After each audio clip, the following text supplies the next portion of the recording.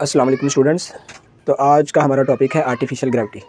बेटा artificial gravity होती क्या है और ये कैसे प्रोड्यूस की जाती है और इसकी डेरिवेशन क्या है, आज के टॉपिक में आज ये सारी चीज़ें हम डिस्कस करेंगे।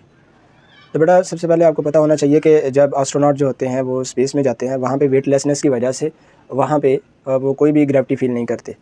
तो वहाँ पे अपने आप को स्टेबल रखने के लिए उनको एक ग्रेविटी की ज़रूरत पड़ती है जो कि आर्टिफिशियल मैनर से प्रोड्यूस की जाती है। इस ग्रेविटी को हम आर्टिफिशियल ग्रेविटी का नाम देते हैं। तो ये ग्रेविटी प्रोड्यूस कैसे की जाती है? तो बेटा आपने ऑब्ज़र्व किया होगा, जब एक बाल्टी में पानी भर के जब आप उसको एक ख़ास स्पीड से रोटेट करवाते हैं तो उसके अंदर पानी नहीं गिरता। वो पानी क्यों नहीं गिरता? क्योंकि उसके अंदर आपने आर्टिफिशियल ग्रेविटी प्रोड्यूस कर दी है। तो उसके अंदर जो पानी है वो बाल्टी के जो बॉटम के साथ चिपक जाता है। तो यहाँ पे भी हम बिल्कुल ऐसे ही करते हैं। अगर हम एक स्पेसशिप को एक ख़ास स्पीड के साथ, एक ख़ास फ्रीक्वेंसी के साथ रोटेट करवाते हैं अपने ही एक्सिस के गिर्द, तो उसके अंदर जितनी भी चीज़ें होती हैं वो साइडों के साथ चिपक जाती हैं और यहाँ पे हमें एक किस्म की कशिश, एक किस्म की ग्रेविटी फील होना शुरू हो जाती है। उसी ग्रेविटी को हम आर्टिफिशियल ग्रेविटी का नाम देते हैं।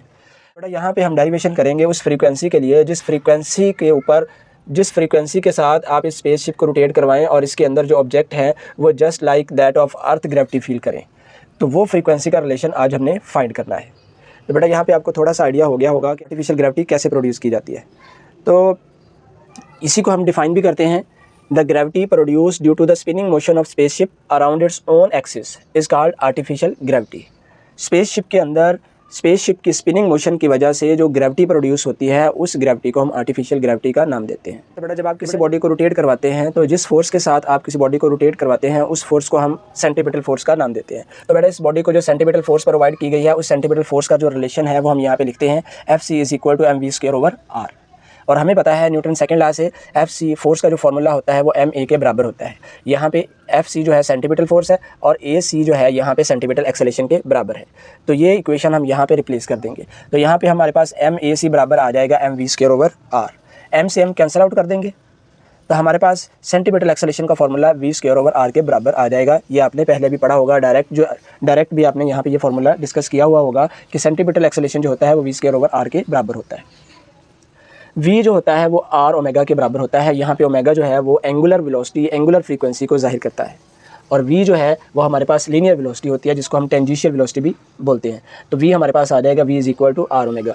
तो यही इक्वेशन जो है v = r ओमेगा, अब जब यहाँ पे पुट करेंगे तो हमारे पास बन जाएगा r² ω²/r। यहाँ पे हम r को r के साथ कैंसिल आउट कर देंगे तो हमारे पास सेंटीपिटल एक्सेलेरेशन का एक नया रिलेशन बन जाएगा जो कि r ω² के बराबर आ जाएगा।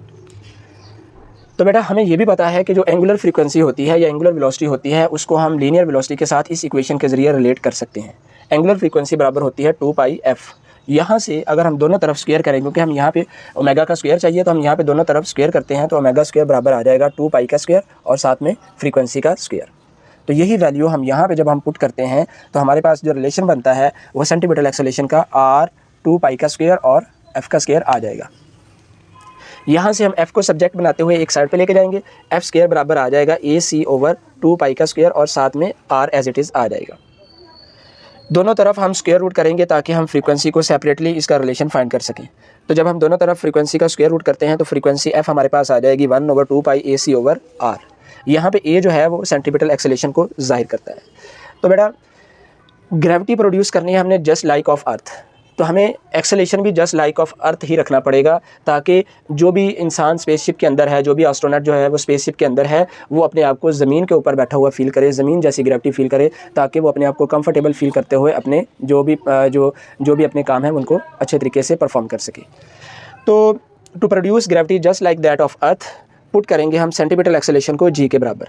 तो जब हम सेंटीपिटल एक्सेलेरेशन को g के बराबर पुट करेंगे तो हमारे पास ये फ्रीक्वेंसी का जो नया रिलेशन बन जाएगा 1/2π g/r स्क्वायर रूट के बराबर आ जाएगा। तो बेटा ये वाला वो रिलेशन है, ये वो फ्रीक्वेंसी का वो रिलेशन है जिस फ्रीक्वेंसी के साथ आप इस स्पेसशिप को रोटेट करवाएंगे तो उसके अंदर जो एस्ट्रोनॉट है उनको जो है वो gravity just like that of earth feel होगी और वो अपने काम अच्छे तरीके से परफॉर्म कर सकेंगे। तो बेटा उम्मीद है कि आपको आज का टॉपिक समझ आया होगा।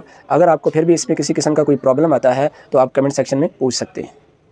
अगर आपको हमारी वीडियोस अच्छी लग रही हैं तो हमारे चैनल को लाइक कीजिएगा, सब्सक्राइब कीजिएगा और अपने दोस्तों के साथ शेयर कीजिएगा। अल्लाह हाफिज़।